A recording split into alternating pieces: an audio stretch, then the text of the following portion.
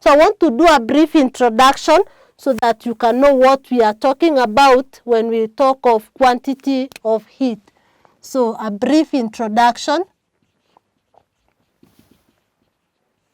Now from our topic, we have two ones here, two key ones, quantity and we have heat.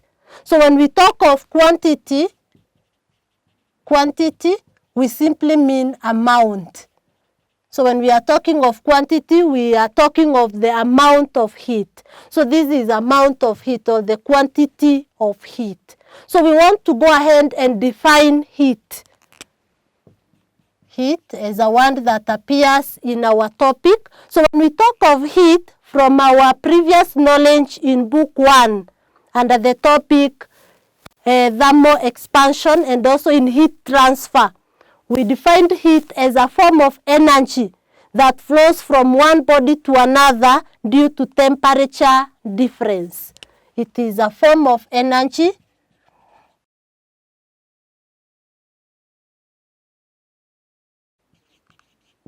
So heat is a form of energy that flows from one body to another due to temperature difference between them. Or we can simply say it is a form of energy that flows from a body at a high temperature to a body at low temperature. So that is simply what we refer to as heat. So when we are talking of the quantity of heat here, now you understand what we mean, the amount of heat. So that is heat, a form of energy that will flow from one body to another due to temperature difference.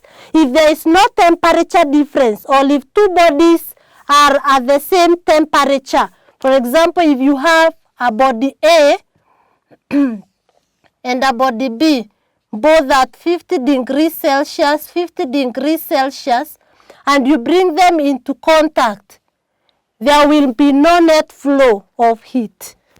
Because this is at 50 degrees Celsius, again at 50 degrees Celsius. So there is no temperature difference. The temperature difference between them is 50 minus 50, which is 0. And therefore, we will say that these two bodies are at what we call thermal equilibrium. And this is a state of balance.